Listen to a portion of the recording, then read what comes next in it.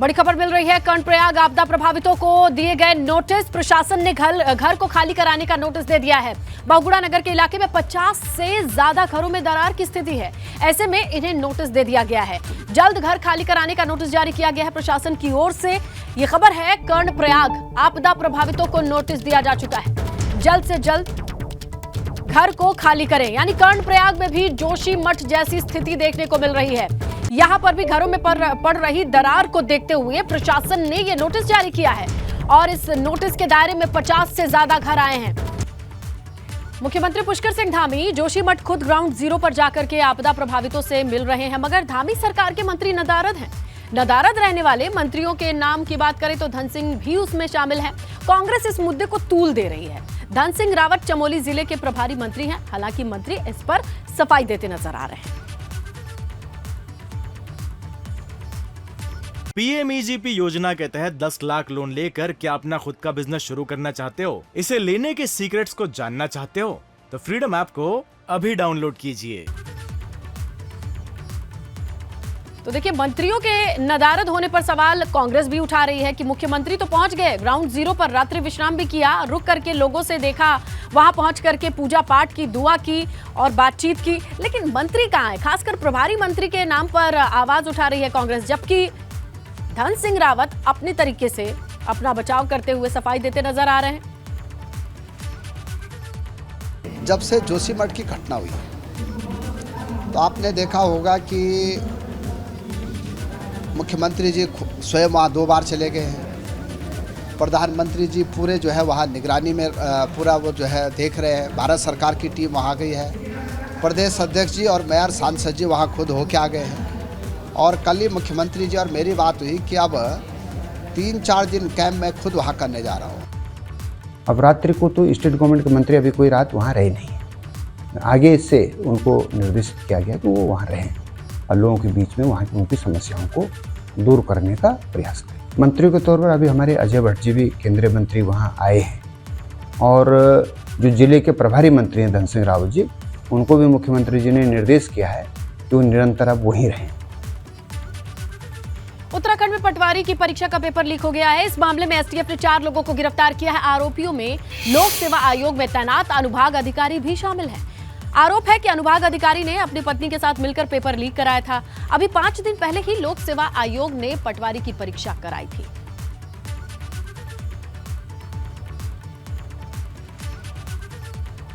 और उधर पटवारी भर्ती परीक्षा का पेपर लीक मामले में सीएम पुष्कर सिंह धामी का बयान सामने आया है। मुख्यमंत्री धामी ने कहा है कि पेपर लीक कराने वाले माफिया के खिलाफ सरकार सख्त एक्शन ले रही है। प्रदेश के युवाओं से धोखा करने वालों को किसी भी कीमत पर छोड़ा नहीं जाएगा।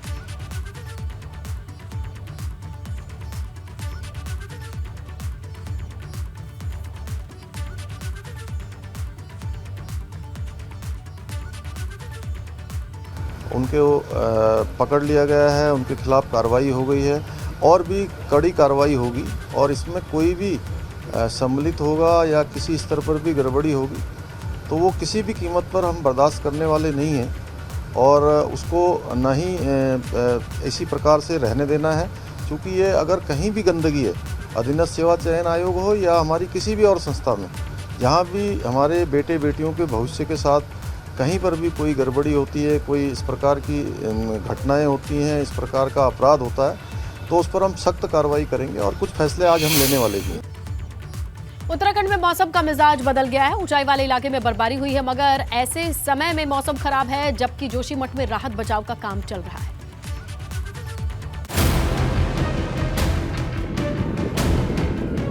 जनवरी महीने में पहाड़ों को जमा देने वाली ठंड हो रही है। उत्तराखंड में मौसम का मिजाज बदला है। ऊंचाई वाले इलाकों में बर्फबारी हुई है। उत्तरकाशी के ऊंचाई वाले इलाकों में बर्फबारी हुई है। गंगोत्री धाम में बर्फ गिरी है, जिसके बाद मां गंगा का मंदिर सफेद नजर आ रहा है। उधर हर्षिल और झाला समेत कई जगह बर्फबारी हो रही है।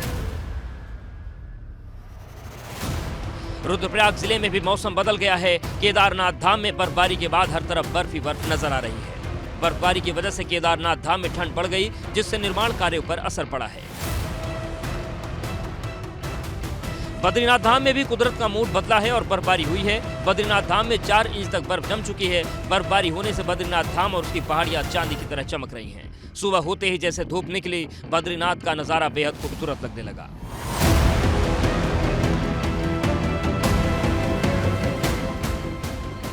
उधर बड़कोट में भी बर्फबारी देखने को मिली। यमुना घाटी के निचले क्षेत्रों में कहीं बारिश तो ऊंचाई वाले क्षेत्रों में बर्फबारी हुई है। बर्फबारी होने से पारा गिर गया, जिससे ठंड बढ़ गई। औली पहुंचने वाले सैलानियों की मुराद भी कुदरत ने पूरी कर दी है। बीती रात हुई बर्फबारी के बाद औली में 3 इंच तक बर्फ जम चुकी है। एबीपी गंगा के लिए बड़कोट से नितिन, उत्तरकाशी से दिग्बीर, रुद्रप्रयाग से रोहित डिमरी के साथ जोशीमठ से रणजीत रावत की रिपोर्ट। पीएमईजीपी योजना के तहत 10 लाख लोन लेकर क्या अपना खुद का बिजनेस शुरू करना चाहते हो? इसे लेने के सीक्रेट्स को जानना चाहते हो? तो फ्रीडम ऐप को अभी डाउनलोड कीजिए।